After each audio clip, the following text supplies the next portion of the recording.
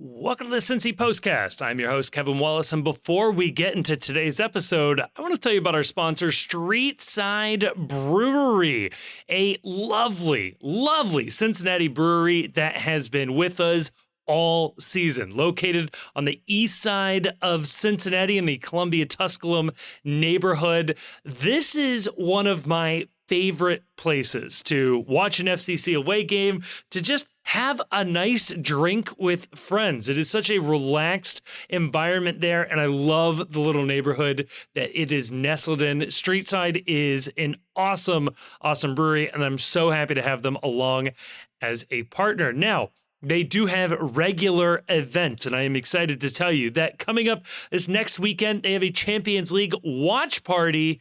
You can check that out. That's June 1st, 3 p.m., Dortmund versus Real Madrid. That's going to be a fun one. You can check that one out. They also, on Sunday, they've got karaoke with Pascal Karaoke. That is from 6 to 8 p.m. again on Sunday. And then also on Monday, June 3rd, they always have a rotating food truck out there. This time it is Taco This, Taco That, starting on June 3rd. So it's a fun weekend lined up for Streetside. And again, just so happy to have them along for the journey here. Check them out at 4003 Eastern Avenue. That is in the Columbia-Tusculum neighborhood again, or just buy a sixer the next time you find them in your local beer fridge. And on today's episode, well, we recorded immediately following the Nashville match in person, a rare opportunity for us. In fact, I am recording this in my car, getting ready to leave to go home finally for the night after the match. Part one is all about the match. Part two, it goes off the rails. I think as the three of us deal with the existential dread of trying to organize our lives for the next couple of weeks, that doesn't involve the FC Cincinnati playing a match. I think this is very fun. It is rare that we get the opportunity to record in person like this, so you've got yourselves one heck of a postcast.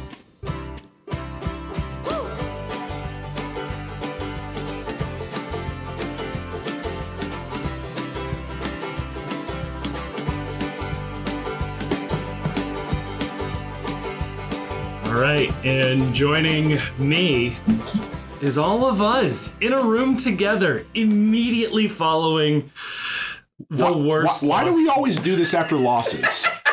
I feel like whenever we get together and record in person, it's always sad. It is. We haven't had a good celebratory in-person session, have we? We haven't. We've also never had one where it was like, hey, let's go tie one on afterwards and come back and show up like baked or drunk or anything like that. It's always a sad on a weeknight or a work night. I don't know. Out of necessity more than joy in this situation. Yeah. The only thing Grayson was able to get for us to drink was cooking wine. So we're drinking that out of airplane glasses right now. Look, we're drinking out of Yahtzee shakers here, but we'll have to make do. Grayson, how are we feeling after this one?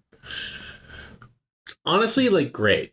Yes! Now we're talking. Talk to me about this. I feel like everybody was a little too high on this team. People were resting on their laurels. There was talk even this week of is this team better than last year's team? Makes you think. It does make you think. It certainly made the team think. It makes you think that people are luchasing a narrative, right? Last year's team won the Supporters' Shield. Yes. Right? Yeah. So you get is Luka better than Barriat? Right. Is so-and-so better than... Is Kelsey better than Vasquez? Right. Ooh, right. Good question. Is this team better? You got to do something, right? You can't just be oh yeah, you scored a couple of times in a row. Yeah. And now you're better than the guy who scored 18 times in MLS and scores a goal every 60 minutes for the U.S. men's national team. Right? You know what I knew things were the vibes were off?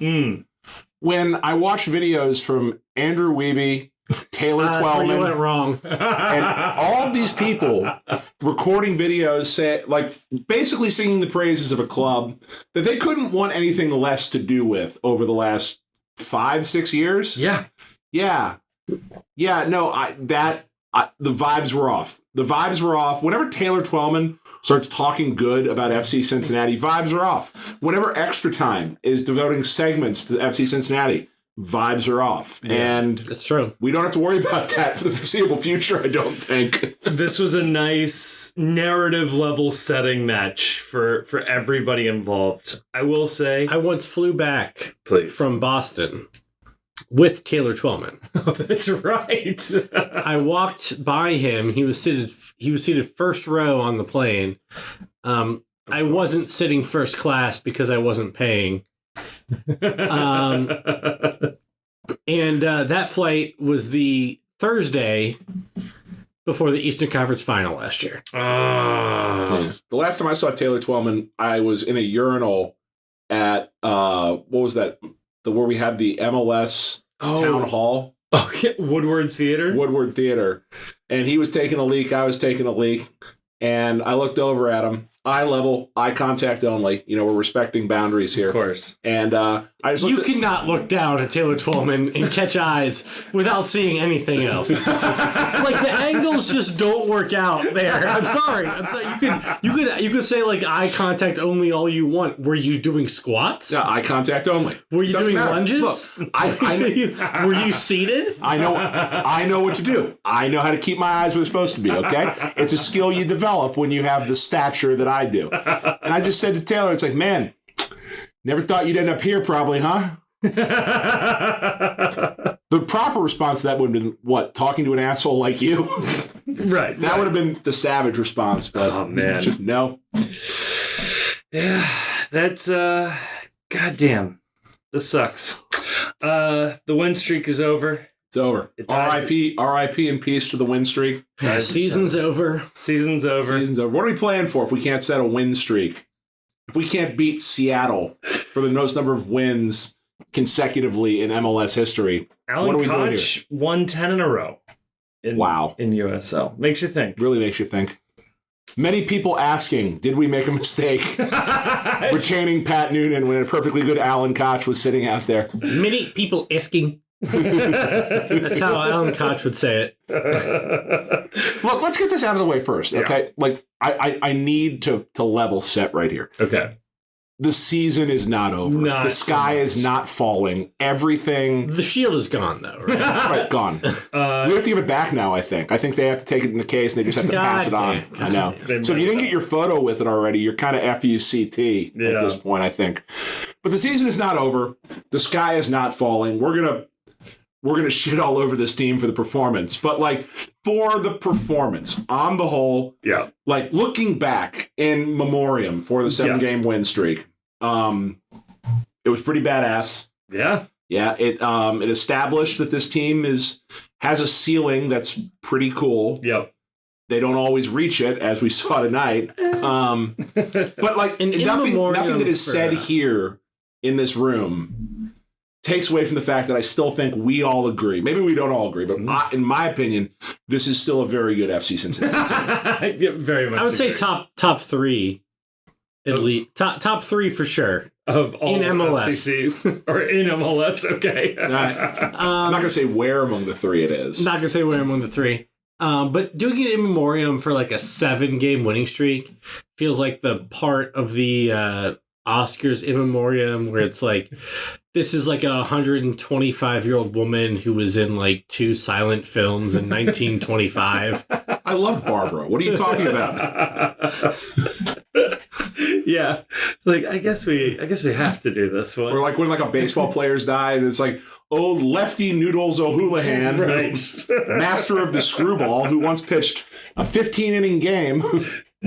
This is a 95-year-old baseball player. He was one of the most racist men to ever live. But he did steal 3 bases in one game in 1935. And now all his records have been erased. We have to act like he was a nice guy and worthy of honoring for the history of America's pastime. What was your favorite part of the 7-game winning streak, Kevin? Probably the 7th win. Be ballsy to say the first one. It's like, I knew at that moment. This team was upwards and onwards. It did start with us snapping a 2-game losing streak, a rare 2-game losing streak for a Pat Noonan coached team. Well, now we're on a 1-game losing streak. So pressure's on. The last time this team had a long layoff. Yeah. They had a 3-game losing streak. Oh, that's right. It was 2 of those were technically draws. Did they advance in the tournaments that they were in? Yeah. I mean, look, I am actually more positive. I knew this going in. I'm actually more positive about this, and I will be more positive about tonight than both of you. But the fact that the team was on this winning streak, given the pieces that were hurt during this win streak, and then, of course, the pieces that were missing tonight, I think is very impressive. I think you would not begrudge any team missing 3, 4, 5 starters at any one point for losing more than 1 game in 8. Yeah, I think this is solid. I think this is a solid team. They had their opportunities. Obviously, it's a frustrating game given how close they were to scoring, but you like that the opportunities were there. You like that it felt fluky that Nashville got their goals. It wasn't that they, beat FC into submission or anything like that. Should we just get into it with this game, and then we'll talk about what this means going forward? This is the part in the show, Kevin, where you pull up Thought Mob and you read us the lineups. I do. And your lineup for this game was Roman Celentano in goal from left to right. And this is key here. Miles Robinson on the left. Matt Miazga central. Nick Hagelin, welcome back to the Cincinnati Kid on the right. DeAndre Yedlin as your right wing back. Luca Orishano as your left wing back. Buko Wobodo Acosta, the midfield trio. And we went back with the babies up top, Dado and Kelsey. Chief, Hagelin in the lineup. What were your thoughts? Interesting. I didn't expect anyone to be getting a night off, considering they're on a 2-week break. Mm-hmm. More than that, almost a 3-week break. Yeah. Starting now. So it was odd that I fully thought we would get the full first team back line here. You don't know if Murphy was nursing something or they were trying to give him some time off for an injury. You don't know that. That's one of the downsides of professional soccer, is that they're more secretive than hockey somehow when it comes to injuries. FCC in particular is a secretive team. MLS in particular. Okay. In you can tell nobody bets on this league, because if people bet on this league, the injury reports would be much more detailed. Right. And in Europe, they have media that covers the team and asks questions about what's going on, how players are doing, binoculars at training sessions. Well, we'll put it this way. In Europe, they have enough media that someone will ask the question and not worry that that they're going to piss somebody off. Right. There's enough media that covers all these teams that there are provocateurs that end up in these press conferences. And that's no affront to any of our media. I just understand why, if you only get a limited number of questions. It's just a different ecosystem. Well, if you get a limited number of questions to ask, and you already know they're not going to be forthcoming about any of this shit, you're probably not going to waste your time at a certain point. That's why I think they should go back to the system that I suggested, which is they all get together and they decide, we are going to get one question answered. Hammer this point. Right? Yes. I'll ask a question and then you will ask a follow-up question. Yes. Or they should both conspire, Pat and Laurel, to both hire an intern and bring the intern to training, but like a different intern each week, so that like, hey, I'm sorry, we fired that guy for asking a shitty question, but we have a new intern. And just every week, it's kind of like, we're going to need another Timmy. It'd be crazy if like another person got added to like the media ecosystem. Could you imagine? Who could even think of these things? Yeah, I don't know. Hagelin's back. Cool. Ends up not being cool. Mm-hmm. Like he had a little bit of a tough game, I would say. But on the whole, you expect when you look at these two lineups, like Nashville's trash. They are not playing well. Yeah. And I understand. They didn't look good. No, they didn't. No. They fired their manager. And I understand everybody wants to do they've still got good players. No, Mokhtar looks washed. I'm sorry. Mokhtar washed us today. He did. But like prior to this game, he looks like a dude that is mentally checked out. It's like you would be struggling to say, wait, this dude won MVP of MLS? Because he's looked like ass this season, specifically. Yeah, but if you give him like you give him 10 yards of space, if you give him a set piece and then you just like give the ball to him right in front of goal, he can get something done, which is like more than we can say for anybody on this team. Yeah. So you look at this lineup, I expected a win. And I thought it was going to be, not to be all MLS national media. I was like, I expect this to be a pretty comfortable win looking at the lineup between these two teams. Yeah. Especially the first 10, 15 minutes of the game. Yeah. You would have expected this team to dominate. I don't know, Grayson. This is the part. So Grayson and I walked from our seats in the First Financial Club. We walked back to this undisclosed location where we're recording from right now. And I told Grayson, go ahead and get ready to take your victory lap on a word that has triggered me on this podcast before. Grayson, what's the word of the day for this game? Efficiency. FC had like upwards of 20 shots. Double Nashville. They had a lot of time in front of goal in like the first 15 minutes. Yes. Especially before Nashville scored any goals. Yeah.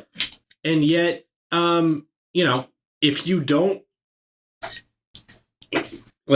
take your chances, if you get the ball like right in front of goal and you don't just like take a shot, you just like square it into traffic for some reason,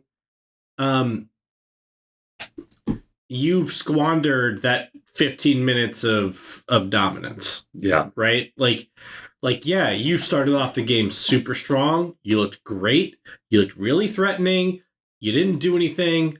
And now the rest of the game is a new game. Yeah. Yeah. I mean, at the end of the day, though, I'd rather the team be generating shots than not, right? Yeah, but no, right? Explain to me why you would not want the team to be generating shots. Well, so a lot of those shots they generated were after they were already down 2 goals. Oh, that's fair. So, you're generating shots, but it's outside the box shots. It's set pieces where you're just kicking the ball 5 yards above the goal. Right. Shots aren't shots. Not all shots are equal. Yeah. And the shot and the opportunities they were getting early in the game when they looked really dominant, those were better than the opportunities they were getting later in the game, even though the strong majority of the shots that they got are later. Were later. Yeah. Yeah, at the start of this game, they were outpossessing Nashville 70-30. Right. They looked completely in control of this game. They just didn't have the lethality in front of goal. And we've seen this from this team before. And so if you want to talk about what this game means as we talk about it in terms of what are the result doesn't matter ultimately. It may matter when you count the total points up at the end of the season and if they fall just a little bit short of some target, whether that's home field advantage or the supporters shield or whatever it is. You may go back and say, man, you really wish you would have played better in this game or the game against Montreal, where it's that's another just absolutely awful team that you drop points to on the road. But you look at things where it's boy, this is sort of a this is going to need to be better from this team. And not to give Grayson his due on this because it bothers me, but yeah, like if you are generating lots of possession, but it doesn't lead to a finish. There were way too many opportunities tonight where the possession ends in conceding possession via a poor take, a shot directly at the keeper, a shot 5 rows into the stands, and all the work you did to build up to that opportunity has now resulted in Nashville being handed the ball back, or the opponent being handled the ball back. And even before Nashville scored, there were some sloppy giveaways that it's like, yeah, you can possess all you want, you can dominate all you want, but like you give the ball away in a dangerous situation. Yeah. Like all of that means nothing. Yeah. And like if Dotto was like a gifted kid and he was applying to a bunch of like Ivy League schools. Okay, yeah. After this game, he becomes like a right-wing YouTuber.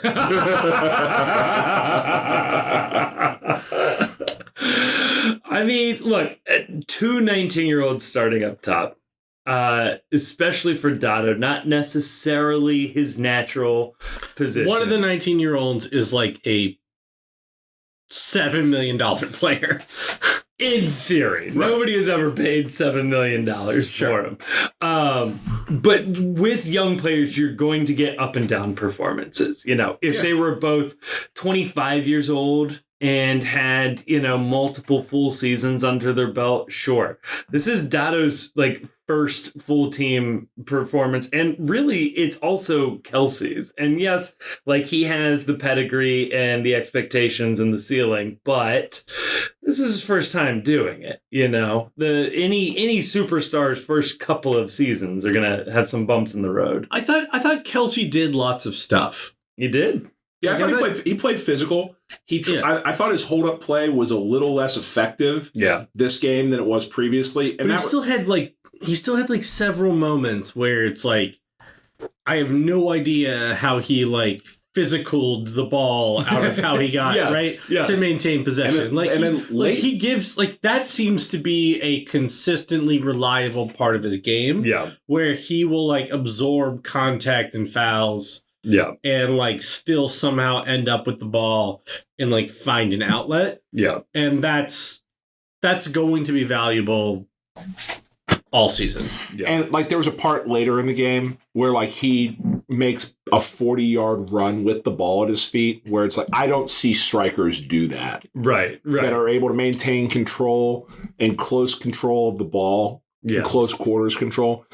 Yeah, no, he had his moments. This was not a good game from Dotto. I think that Dotto is now on 2 games where I thought he was okay, not great against Toronto. This game, I thought he was okay, but trending towards the below average version of okay in this game. Yeah. And yeah, you're going to get that from young players. There's no doubt about that. But it's a game where you look at it and on its face, it's like this was a game that was calling out for, man, do you wish they had that DP striker to pair with Kevin Kelsey to where you're not putting all of this on Dotto, but you're putting this onto someone who the idea of Aaron Bupenza, where this is a high-priced player where he will finish in front of net and he will be on the end of one of these passes and do something spectacular when, again, you faced a team with a game plan that was to, as soon as Lucho Acosta gets the ball, to swarm him, deny him the opportunity to do things. Yeah. I'll eat crow on a little bit of Dotto. There's no need. Still believe in him. No, but I'm about to. I think we all believe in Dotto. I'm going to take a big old slice of humble pie, though. Sergio Santos, if we could play this one over again, I think I'd start him over Dotto. He's looking pretty good. Maybe. Like also he looks dangerous. Yeah. But also with Santos, he's another guy where like, okay, he is being deployed, I think, in his optimum capacity. I'd agree with that. And like there's always a pressure and a temptation to say, oh, this guy looked really good. We need to start this guy immediately. I think Sergio Santos is being used perfectly. And he was goal dangerous. He looked good in this game. I don't think it's right now is the right time to ask him to do something different when he's doing what he should right now. In terms of the lineup and the structure of this team, though, how about this as a thought as well? Hold on. Before you share that thought, I think I agree with you that as far as starting with the players they had available, right? Still, Dotto and Kelsey is like the optimal starting forward pairing, because if the game goes how you would like, that works pretty well. Yeah. And even going down 2, you figure if you pull one back, putting Santos on to salvage your point. This is a game that was crying out for Yuya Kubo as well. Yeah. I think his absence was missed a lot. The other question I have is this, and I am not a Brett Halsey stan.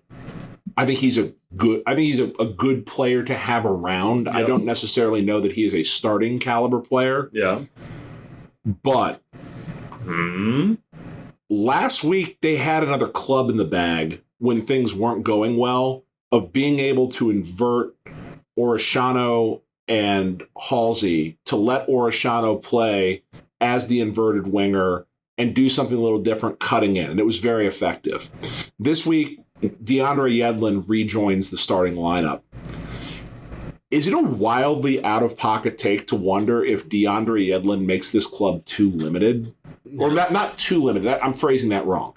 That it takes something away. It takes something away when DeAndre Yedlin... And to be fair, I believe that... I know I saw some criticism online that Yedlin was staying too far back. We weren't playing down the right-hand side. He's covering for Nick Hagglund. Yeah. That was clearly the weaker of the two defensive sides of the formation. But you wonder if being able to switch Orishano over to the right-hand side might have been something that would have helped this team break down Nashville a little bit. See, I thought it was interesting that the move they made was okay, we're gonna put in Assad for Hagglund, right, and shift Yedlin over to Haglund's position and move Orishano to the right wing or to ride White. Sure. However, Close enough. However, I said it works fine. Right. And I was like, too much right wine. I was like, it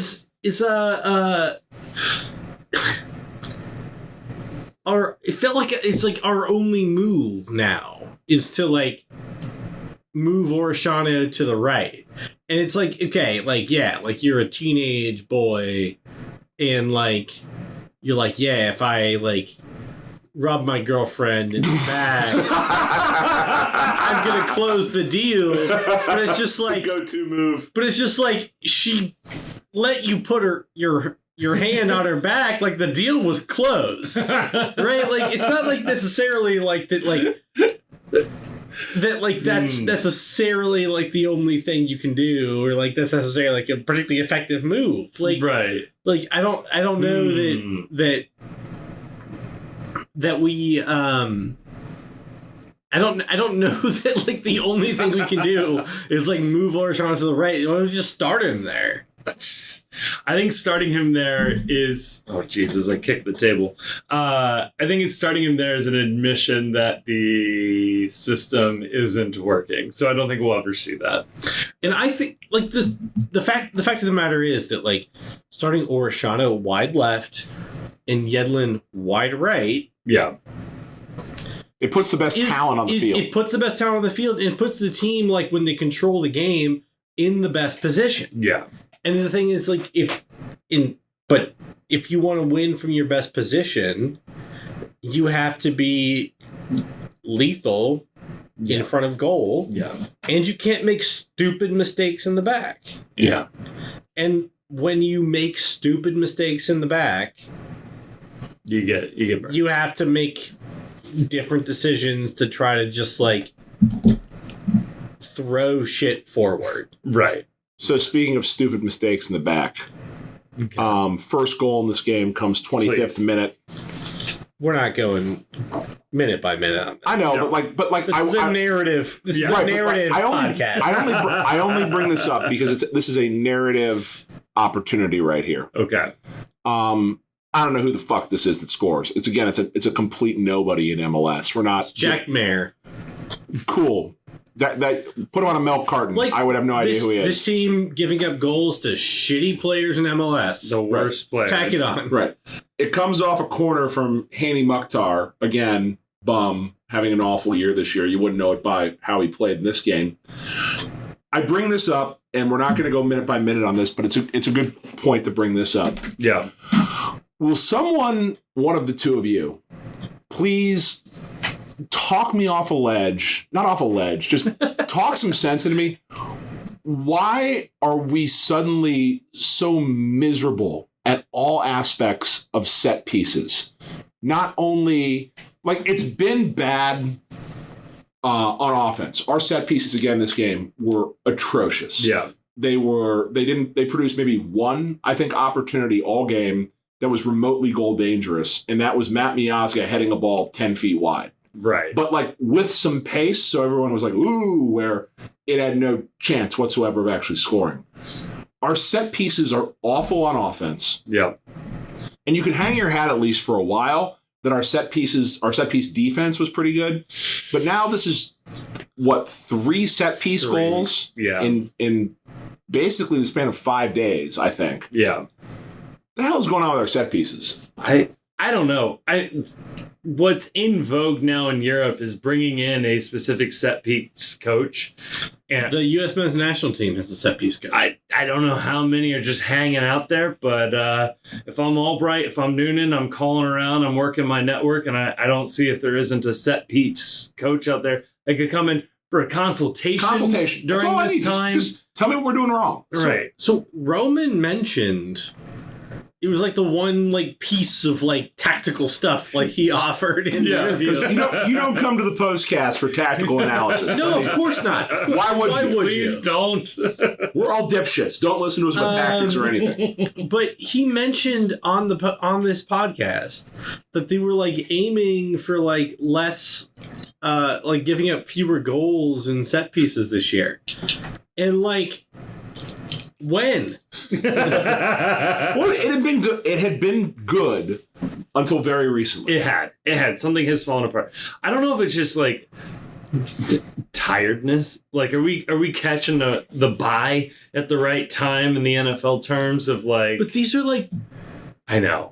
Our center backs are like the like set piece center backs, you know, like, and seasoned pros that should be used to playing regularly, every week, every 2 games a week. And this year they all speak the same language. Yeah, it's all Americans. Like we run out of, like, there is no center back pairing we can run out that isn't an American center back pairing. And I'm sorry, like, if there's one thing that it feels like Americans should be really good at, it's like set pieces. Yeah. Right? The set piece. This is the American football That's like aspect. every like American sport like relies on like some kind of set piece. And it's just like we have like big horses. 3, 2, 1, break. Right. Yeah. 130 playbooks in College Football 25 by EA. It's like we're all 6'3", and we're all just like They should set up like a skills challenge in training one day and just figure out who's actually the best at taking corners, and then tell Lucho he's not allowed to take them anymore. And then, that's true. Do you think the other side, like, where is our fucking Jack Mayer? Right. When do we have like the worst player you can think of in MLS that just like gets a goal on a set piece over Walker Zimmerman? Is the problem our lineup is too good that we don't have a bum that like scores goals? I do think that that's a problem. Like, that we don't have a guy where it's like players are too good. that, and like, just like, every player on the FC Cincinnati lineup, and there's not one dude out there where it's like, fuck this guy, there's no way he scores, and then he scores. Like, Dotto should be the guy who's just like, I get the ball, I shoot. But he seems too deferential to like the other guys on the team. I think that player for us might be Kip Keller.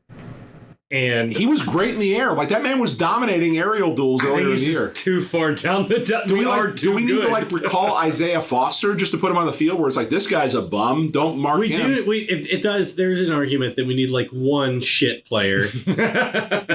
like we need like London Agato to just start. How dare you with London? Here's the thing, though. How dare you? That player is Yamil Assad, but he looks good for us. They're too good. They don't have him that to guy. be good. That's the problem is they ask Yamil to be good. Yamil bombed out of 2 teams previously in MLS. And he looks good for us. But we ask him to be good, and that's the problem. We need to have one guy who we ask to suck. How do we fix the set piece thing? Like, is it bringing over someone to do a consultation, like, you know, like the dog whisperer or whatever that guy's name was? So the offense and the defense are different questions. I do think they're separate issues. All right, so let's start first with. I want to start first with the offense because that bothers me more. Defense, it just sort of, it is what it is. Like, I think the fix for the defense is just, has anyone asked Roman, do you know that you can go catch these? Right. So it feels like every time we hit, like, there are 3 balls that we hit on set pieces. They are either doesn't beat the first man. Yep. Goes so far over everything it doesn't create a chance. That's my favorite one. No, my favorite one is the keeper just jumps up and catches this one. Yeah. And I feel like we never have the floaty ball. We never have the keeper just goes up and catches that one. Roman never does that. Does Roman know you can catch these? So are we talking about offense or defense? I don't know at this point. Okay, so it's all bad. So on offense, I have a legitimate idea. Okay. Dynamite. Go to the Bengals. Okay. Find some like offensive video analyst. Yes. Or somebody. Okay. And just say like, just show him a bunch of videos of us doing like various set pieces. Yeah. And say like, how would you navigate this space? Okay, so that's a good idea. I have a better idea. The better idea is to do the exact same thing, but find somebody on Twitter or on YouTube that is breaking these videos down obsessively. I guarantee you there is some nerd on the internet somewhere that specializes in this exact content. So I do believe that there are nerds on YouTube. I know there are nerds on YouTube. Who are better at breaking down video than people on other teams' MLS coaching staffs. Yes. But I do think that probably there are people on NFL coaching staffs who are better at breaking down video of basically anything than anybody else on the planet. Yeah. It'd be funny to get like Nick Saban. He's free. The get NFL Nick Saban. Scouts like his rundown of what he thinks we're running. And honestly, like, you can have like the coach just like kind of like give them like a couple of basic principles of the game, like before looking at the video. But I do think that I think it'd be fun. This is like dumb. No, it's not. I love this. This is good off-season content. But I do think that it's probably likely that like there are people who are like wide receiver coaches or somebody who could like look at some set piece stuff and like draw up some things or like make some observations that are like X's, like just like X's and O's stuff. This is dangerous. That is better than what we're doing. This is dangerously close to you asking for Ted Lasso to be the coach of FC Cincinnati. Yeah, I know. Yeah. Hey, it worked for Ted Lasso, so why would it was the worst scene of the first season? No, so real answer on offense, it's taking Lucho off of long corners. I think we are underutilizing short corners with Lucho. Teams are not honoring it or respecting it. We need to force it. 70% of the corners that we take need to be short corners with Lucho playing give and goes and let him dribble at the defense. It's when he's the best. He cannot deliver these balls in. He's just not good at it. And if you need evidence of that, I would just point to the last 3 years with FC Cincinnati. I mean, here's the idea, though, that like I like about that is that like, what do you rate if you give Lucho the ball one-on-one versus a defender? What do you think his win rate is for that?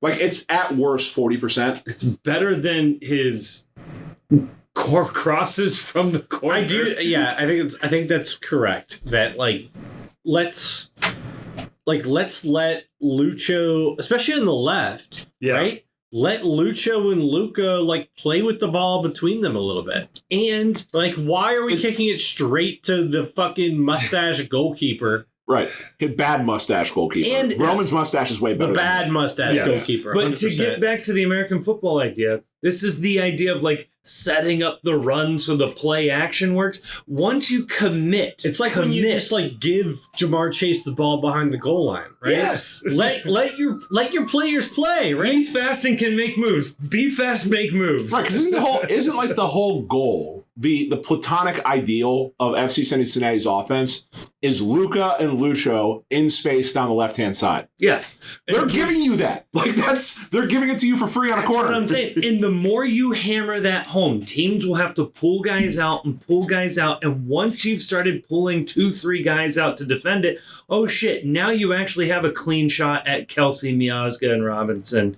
And you can take a couple of those pot shots throughout the game.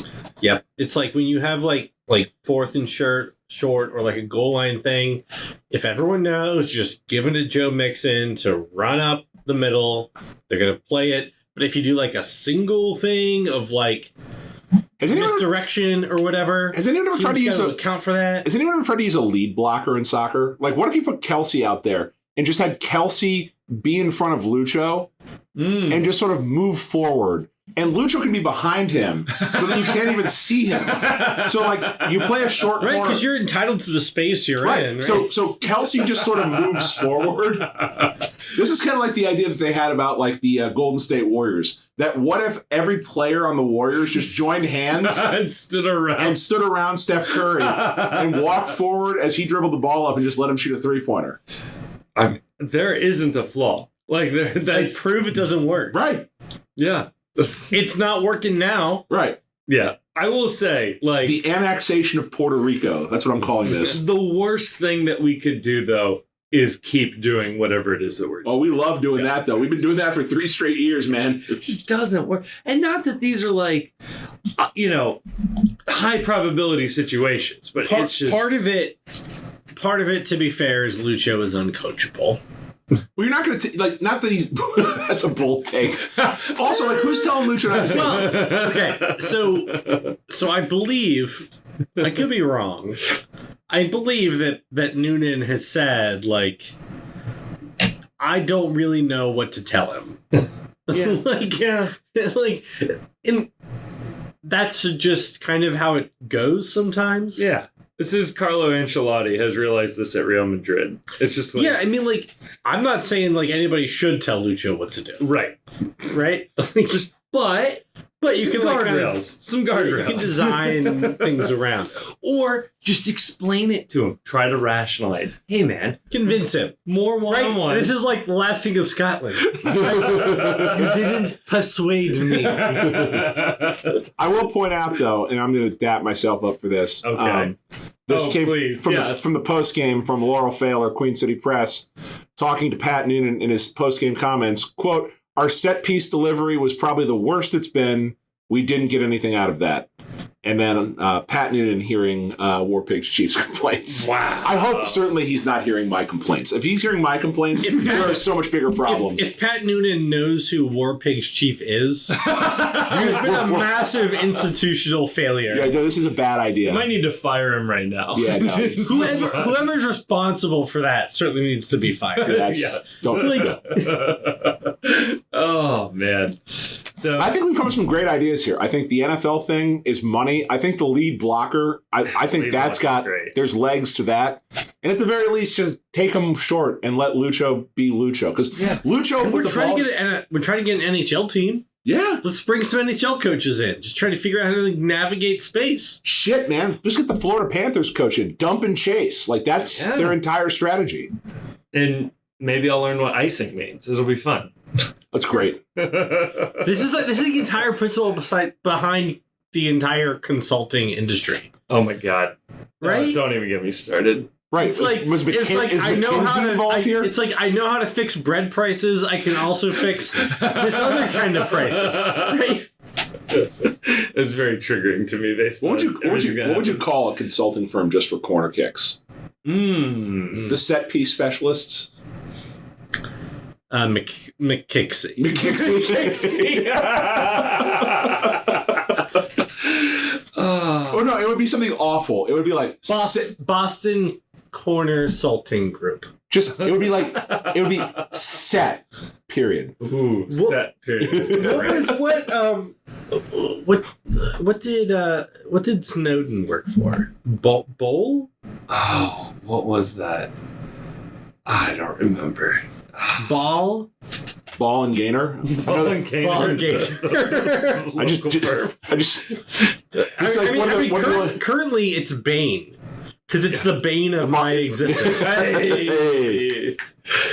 Powers. Mitt Romney. Because we're doing it wrongly. Mitt Romney. I will say this. There was on one corner kick in particular, this was late in the game. FC Cincinnati is down 2-0. It's the 82nd minute, right? How are we doing? Okay. We're talking. The 82nd minute.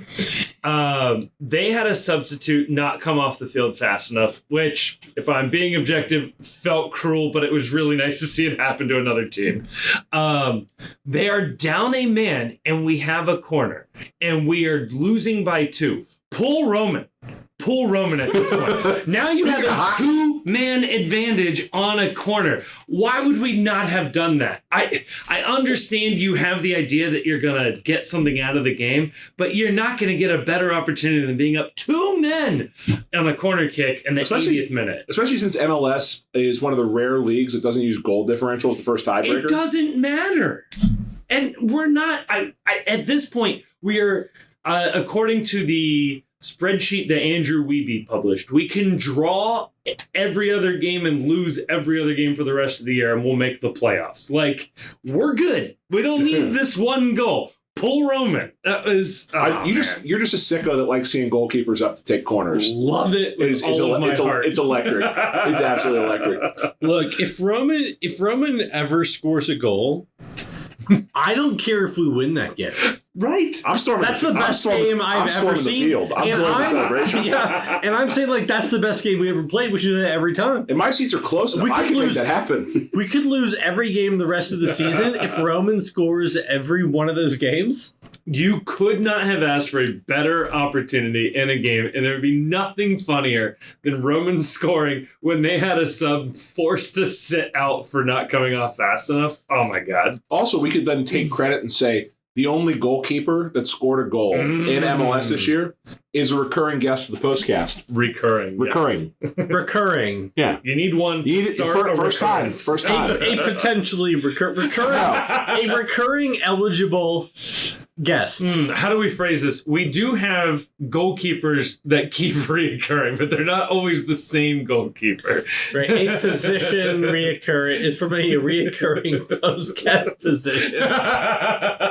He assured us he's coming back on the show again. We just didn't include that part on the recording, but you have to trust us. He said that. So listen.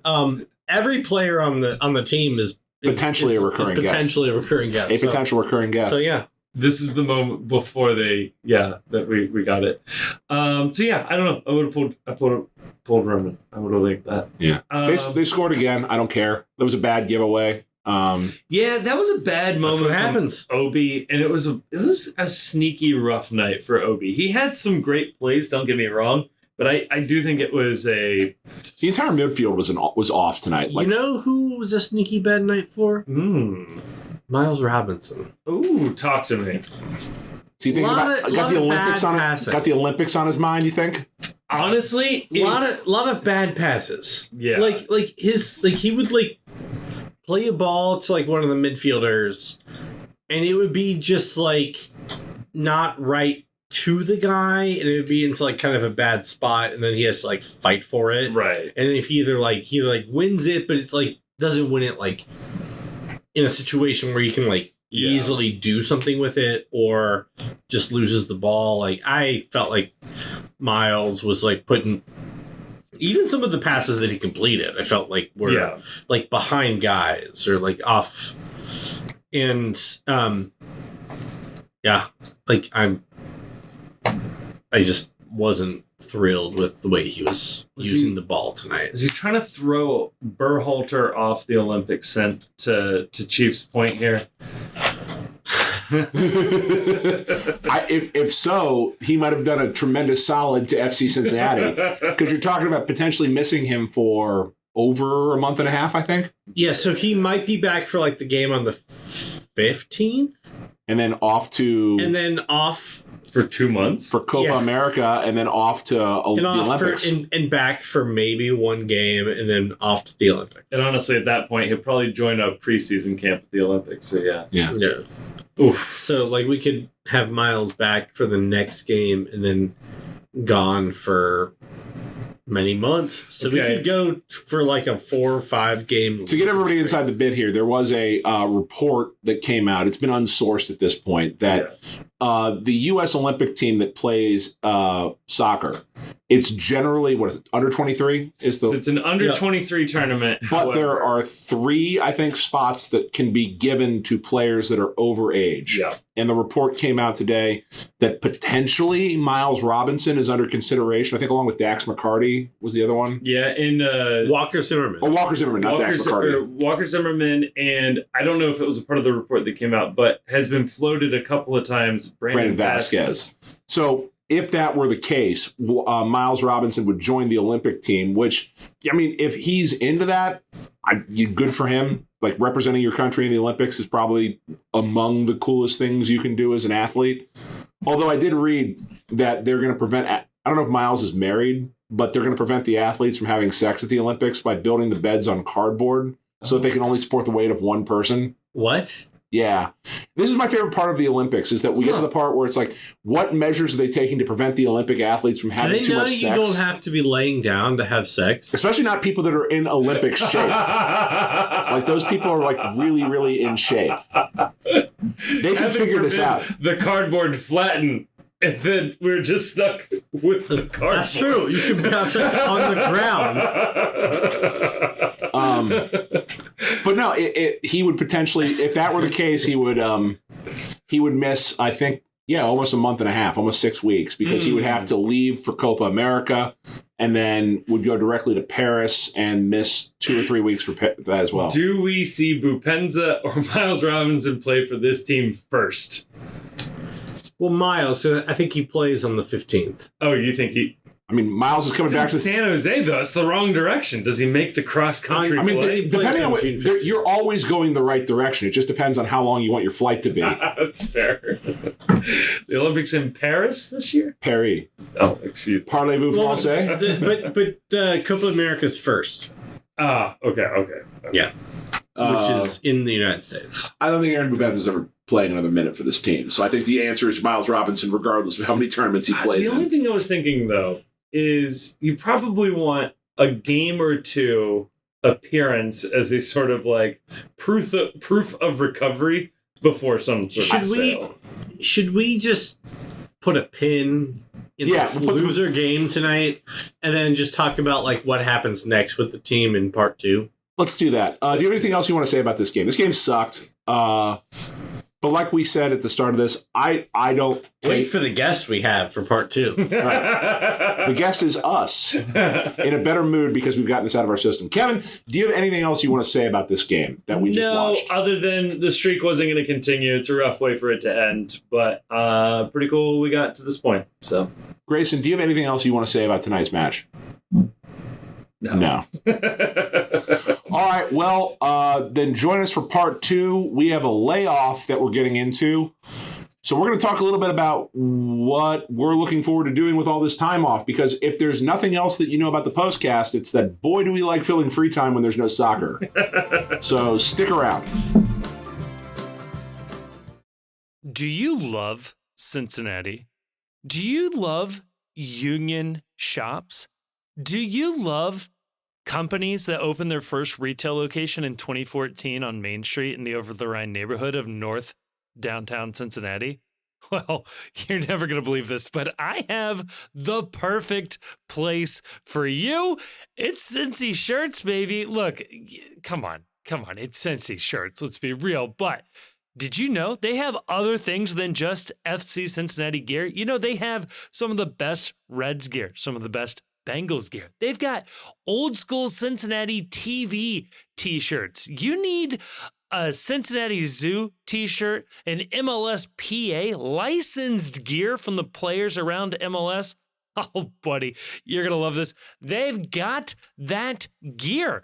They've got mainly t-shirts, but there's hoodies and hats and all sorts of weird stuff in there as well. Cincy Shirts is where you gotta go. CincyShirts.com. Link in the description. They are huge fans of us because they decided to sponsor this podcast. And for doing so, they will give you 10% off your next order if you use the promo code ThePostCincy. That is all one word, all caps, Cincy with a Y, just like their name. And that's not even just online, although the online shopping experience is perfect.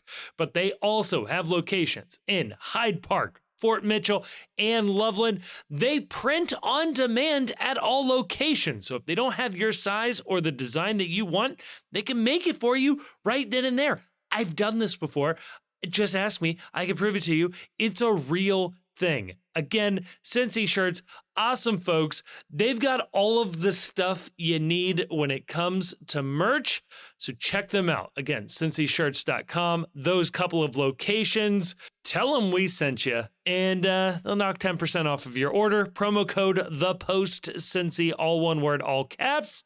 Thank you, Cincy Shirts, for sponsoring this episode. And we're back. I host cucked you. Thank right God, there. This is great. No, I'm having fun watching this. Yeah, that was Kevin's in the can right now. I think too many people believed the bit, and it was not as funny as I wanted it to be. So Kevin got arrested for punching Bupenza in the face. They got me. 48 hours until he can be released or see a judge. The Scotty Scheffler of soccer podcasting, Kevin Wallace. Fellas, this game sucked because this leaves a bad taste in the mouth for Last game we ever get to see. ever. Spin zone. I don't know if you guys are keeping tabs on this. I'm not. Inter Miami lost 3-1. Don't care. Great time to lose a game. If you're gonna lose, you want to keep pace with Miami. Missed opportunity To pick up points. take Sure, of first course. place. Of course. What are those fuckwads out in Salt Lake City doing though? That's a good question. I feel like they're going to be annoying in this entire process. They're just pulling up their drawers because they're super tight. Their second and skin. long. They just started against Seattle, 15 minutes in 0-0. Yeah. Oh well. In Seattle. Seattle better win. Or Damn polygamists. All right. So we have some time off here. We do. This is nice. We have time off. As I was talking to Grayson on the way over here, by the time you see FC Cincinnati play again, we will be coming right up against the transfer window, I believe, mid-July. Yeah. There will only be like 6 to 8 postcast episodes. Right. How do you want to handle this? What are we doing with our break? What are you looking forward to over your break from FC Cincinnati, Kevin? I'm gonna find out where Miles Robinson lives. Whoa. Put an upside down American flag. Disavow. Oh, God. Outside of his house. Disavow. Yeah. It will prevent him from representing the team, but it will Not let prevent him from hearing clerk. cases. Yeah, I was going to say, we'll let him clerk at the Supreme Court. Or sit on the Supreme Court. Or whichever. Gosh, what am I looking? I don't know what to do with myself. Maybe I'll get a new hobby. Maybe I'll start a lacrosse podcast. I don't know. It'll be weird. It's funny, when we were talking about like NFL head coaches that could help out here, the first thing I was thinking was that Bill Belichick is like a super lacrosse nerd. He is. Loves lacrosse. There's got to be a soccer nerd NFL coach out there that is secretly begging to like come and I got a play design that would work perfectly. So I do think that like Bill Belichick, for example, He's free, much like would America. be a better soccer coach than basically anybody in the world. Ooh. You think so? I think if you were like Expand. I think if you were like Bill Belichick, Okay. figure out like give him like like I don't know, 3 to 6 months to like figure out soccer. Yeah, solve the game. I think he would figure it out. You know what you would do? You would hire Bill Belichick. I'd hire Tom Brady, and I think Tom Brady would figure it out faster than Bill Belichick. Maybe. But it's like, but that's like also like think about like businesses. Yep. Like most businesses operate on this principle. They're like, oh, if you know how to like run like a really good business, you'll like learn our specific industry Right. enough. Like Meg Whitman. Yep. Meg Whitman was like the CEO of like eBay and Hewlett Packard and like the president of like Quibi and stuff. And these are all different things, right? Very different. Like these are different things. But she knows how to run a business. So it's a transferable skill. And we're not going to look into how she did running all those businesses. Quibi, I'm a subscriber. Are you a subscriber? Oh, wait. Oh. But like eBay and HP, different deals, different things. Yeah. Right? Yes. Manufacturer, software provider. But it's like if you know how to be an executive, be an executive. be an executive. It's pretty easy to be an executive, though. You just hire consulting firms, so that way you're insulated from any decision making. Set. Period.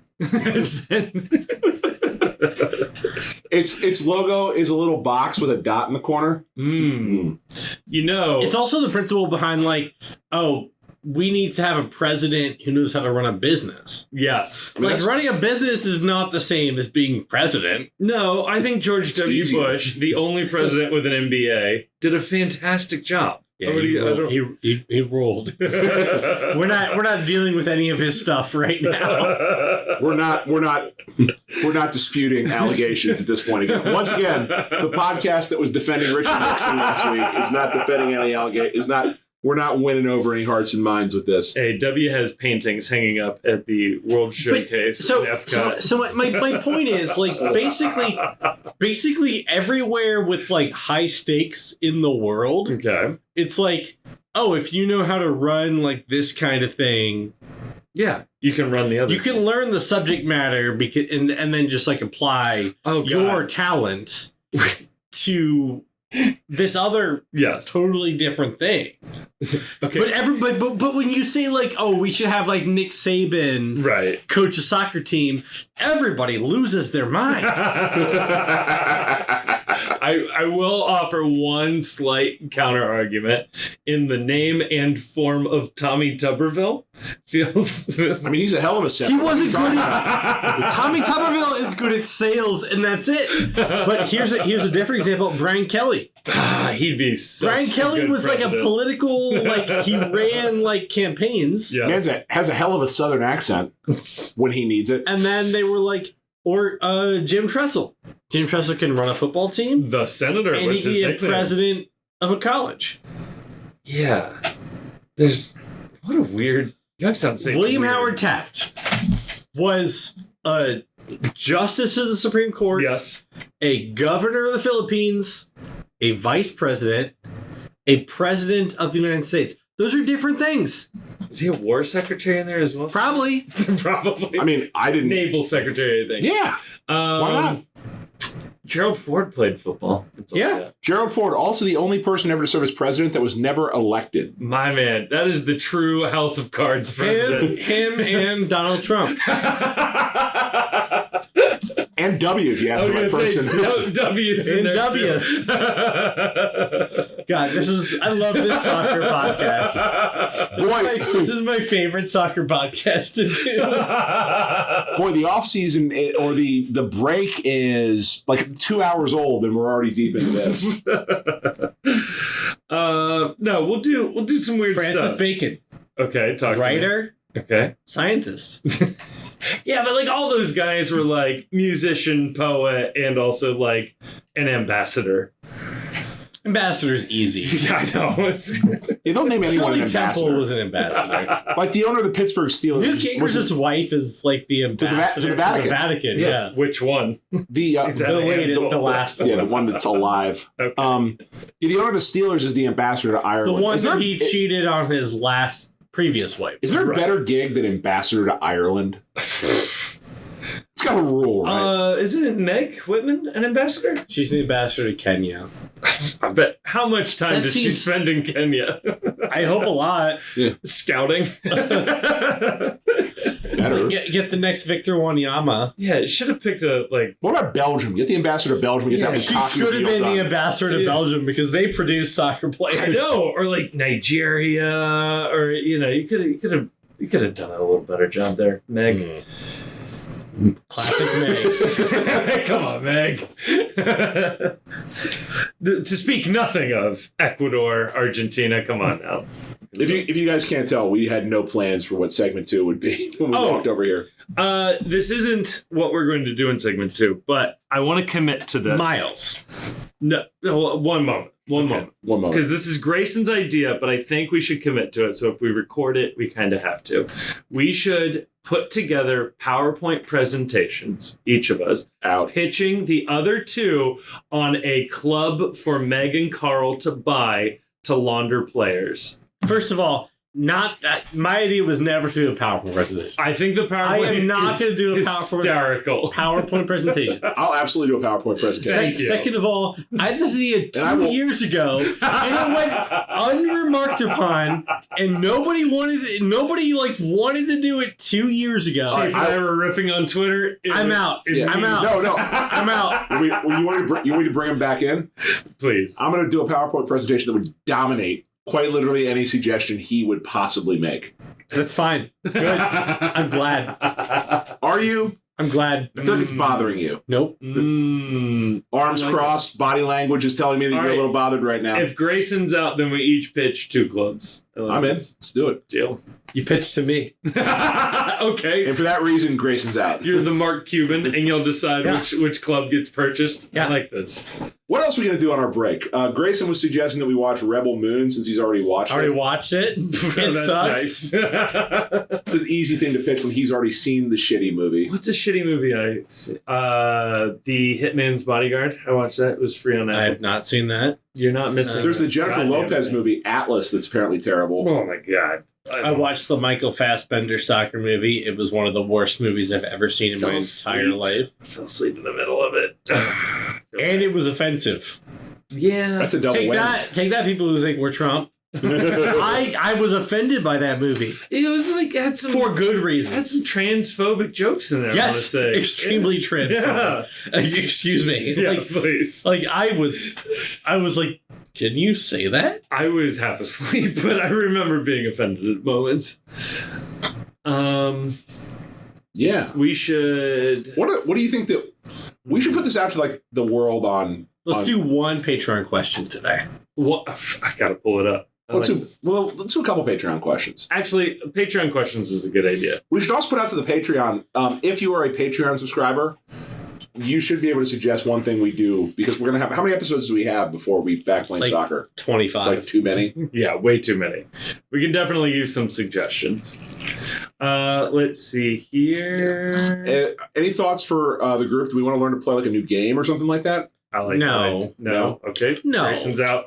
Grayson loves all of these ideas. I watched last night on. If we do this, I am out. If we learn a new game, no.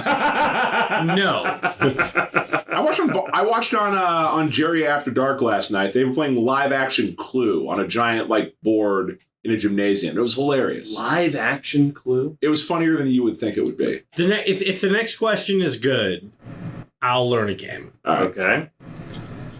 Who on the FC would be the most likely to be a Patreon member? That came from Sean Goddamn, that's tough. Demmer. That's a good question. Who's the most likely on the FC? All right. So the person you have to eliminate immediately is Steven Jimenez because he doesn't have a credit card. He's not old enough. That's true. He's Yeah. out. Brett Halsey is good with money, so he's out. He's out. Yeah, that's a dumb idea. I would have said Brandon Vasquez because he got really into NFTs, so he feels like he'd be pretty wasteful with his coin.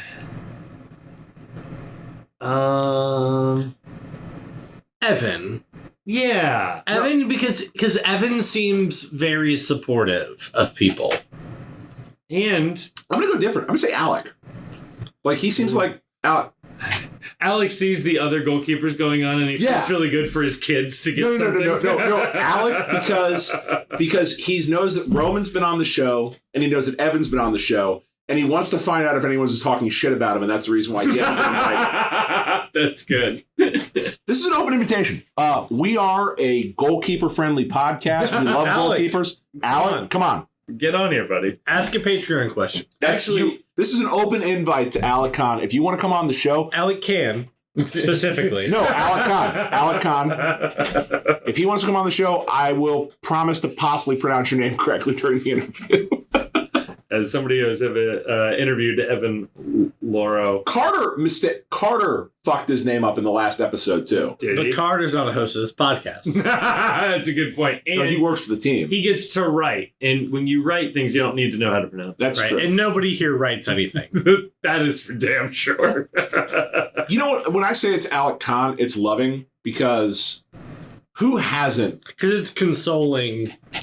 No. Alec Consolation. No, it's Khan. Yeah, of course. It's a shame he doesn't give up more goals. We could all yell that. It'd be fun. No, every time he gets a save. How great would that be if the Bailey was just doing the Captain Kirk scream? It would not be Khan. good. It would not be good. I like it, but it's funnier conceding. Matthew Carucci. Whoa. He asks, relatively new to the podcast, I tried searching, can I get a rundown on the Opie thing? God love you, man. No, man. Nope. You gotta find the YouTube video of the U.S. Open Cup game. We said it. We said the game. On a past episode. Whatever story you have cooked up in your mind as to the origin of Opie, that's so much better than reality could ever possibly hope to be.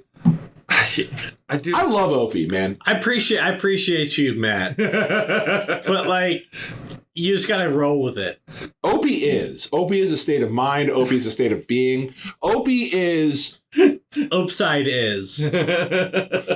What? How would you best describe Opie, Kevin? Opie is the embodiment. Inevitable. Opie is the embodiment of the first 3 years in MLS. Yeah, it's almost like to keep on the con and like the Star Trek references. Yes. This is like there was a transporter accident with Gary, and it created Opie in the transporter accident. He's like the Thomas Riker in this situation. If you've seen the Babadook. And who among us hasn't? And the Babadook is about like living with grief, right? I like that you're explaining a different movie instead of just explaining Opie. No. So have you seen Inside Out? so the Babadook is like living with grief, and it's like, no, you don't defeat the Babadook. You just let the Babadook like live in your house forever. Rent free. Opie is the Babadook. Yeah. Yeah, you just let Opie live. We should. So on Ope Fest Day, you know how like with Christmas you leave out milk and cookies for Santa. Okay. What do you leave out for Opie on Ope Fest Day?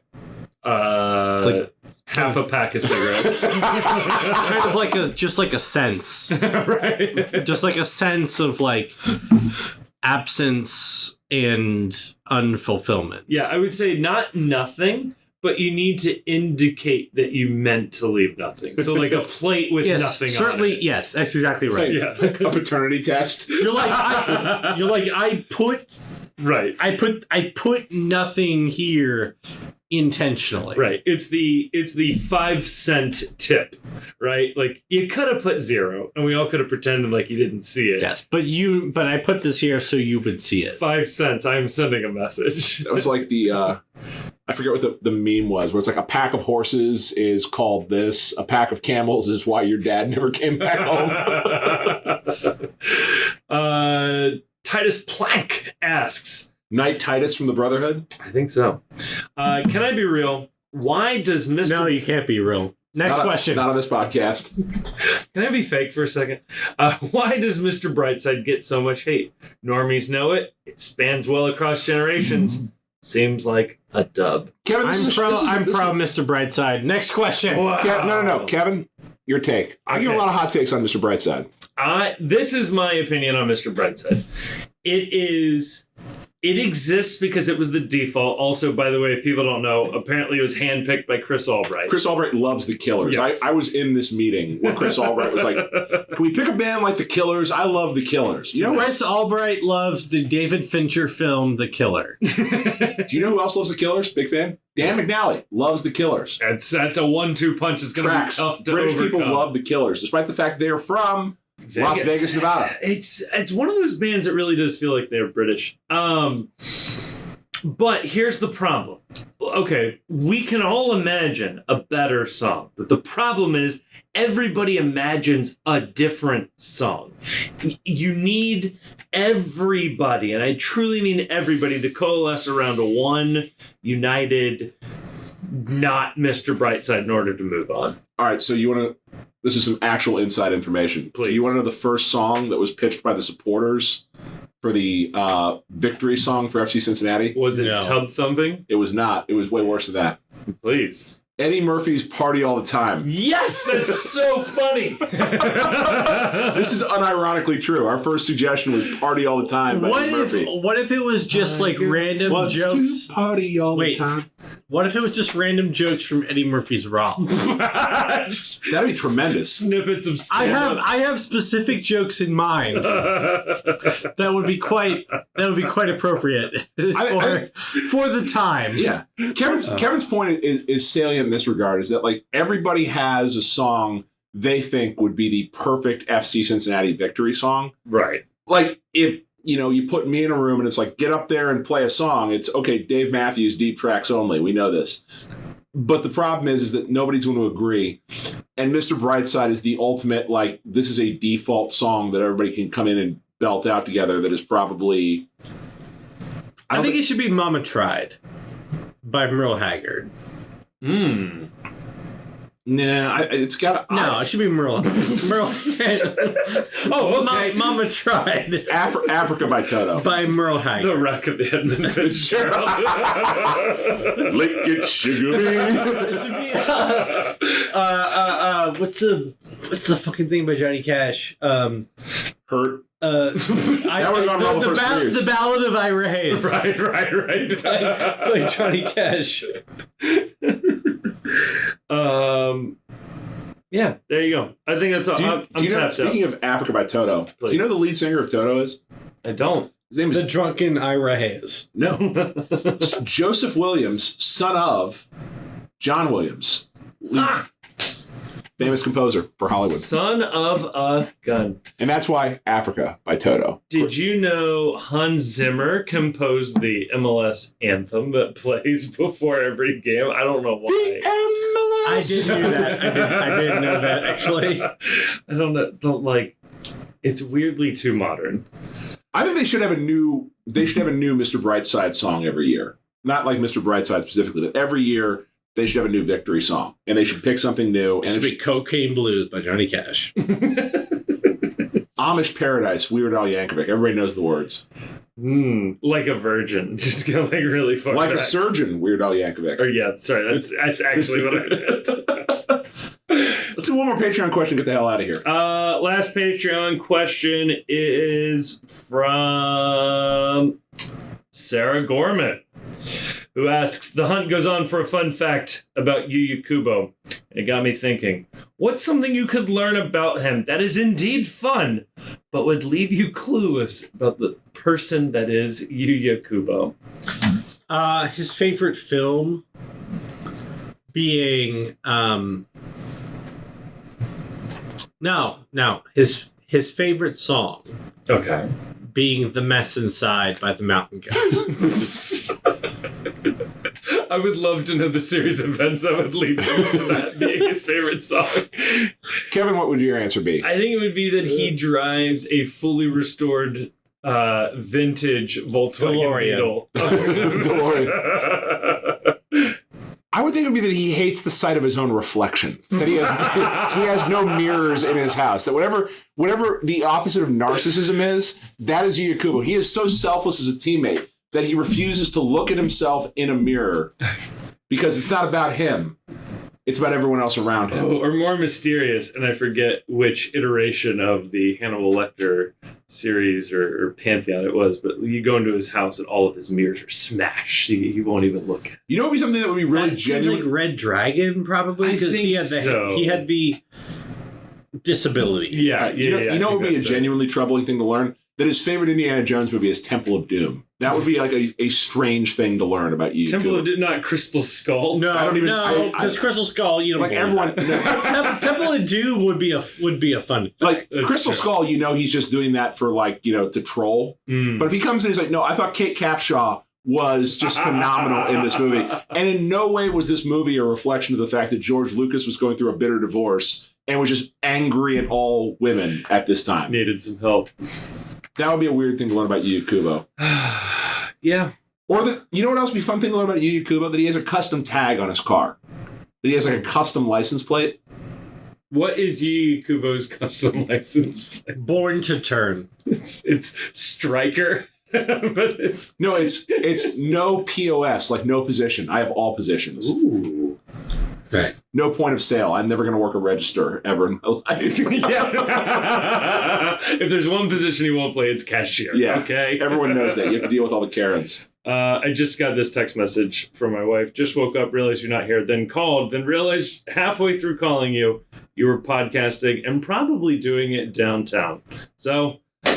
Is that a sign that we need to wrap this up so Kevin can get home? I've scared my wife. It's probably time to wrap it up.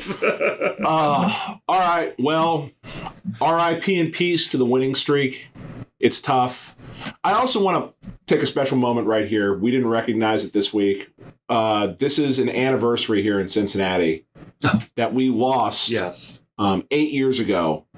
A truly wonderful member of our community. Big listener of the postcast. I want to shout him out just because it's always sad when we lose one of the 12. Yeah. We lost one of the 12 before we even started the show, it turns out. Yeah. And that's our good friend, your good friend, Kevin Harambe. Mm-hmm. What was your favorite memory of Harambe when he was here in Cincinnati? I think when he was dragging a small child around.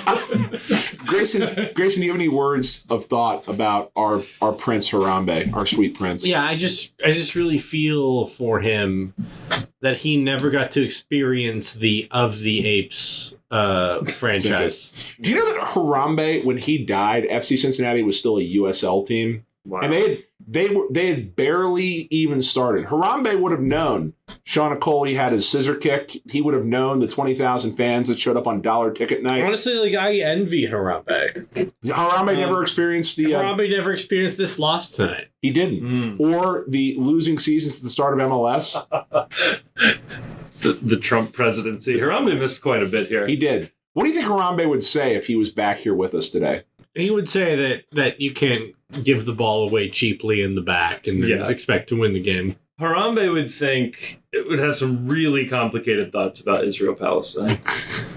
Yeah, I saw this. Honestly, it's to our credit that Harambe never, because I think I would disagree with Harambe about Israel-Palestine. There was this tweet I saw. Yeah, I think Harambe would have been canceled. It turns out Harambe has problematic tweets now. There was this great tweet I saw. There was a thing going around that was, what is a load-bearing tweet of the internet? Well, Harambe is clearly very careless around children. He's already... We would have very different ideas about how this thing should develop. I mean, Harambe had some incredible set-piece defense. Like, he was marking that kid straight around. I sure think about what it took to get him out of there, too. So that's pretty good. There was a tweet that was going around where it was the load-bearing tweets. Well, what it was somebody who was like, and that Karl Marx is what's happened to capitalism since.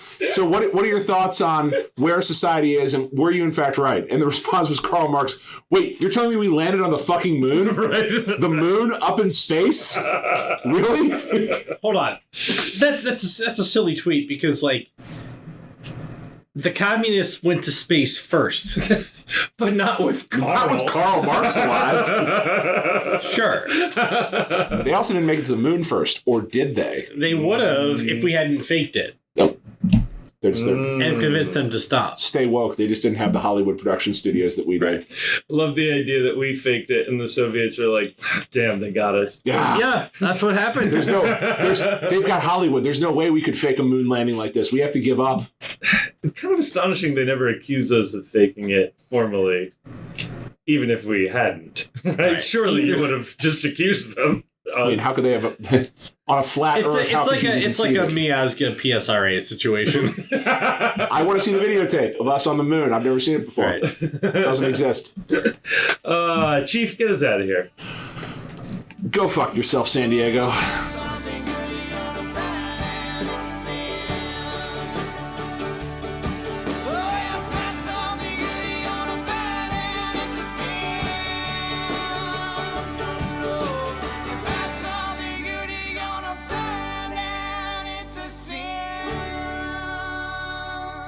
Thank you so much for listening to this episode of the Cincy Postcast. It is a production of The Post Cincy. You can check us out at thepostcincy.com or just click a link in the description to check out some of our written work. It also has links to our social media accounts across all sorts of different platforms, including YouTube, where we are trying to do more and more video content. Please, dare I say it, like and subscribe and leave a comment. But no, that would be really, really helpful. I also want to give a thank you to Jim Trace and the Makers. They're a local Cincinnati band who provided all of the music for this episode. We love having them on board. You can check them out. Again, link in the description of this episode to find out where they might be playing shows next or where you can listen to more of their music. Also want to give a massive, massive thank you to the awesome and very attractive patrons over on Patreon. It is a voluntary subscription that people take out with no real promise of anything extra that keep this show afloat. And we are so, so thankful to those of you that have decided to take that commitment.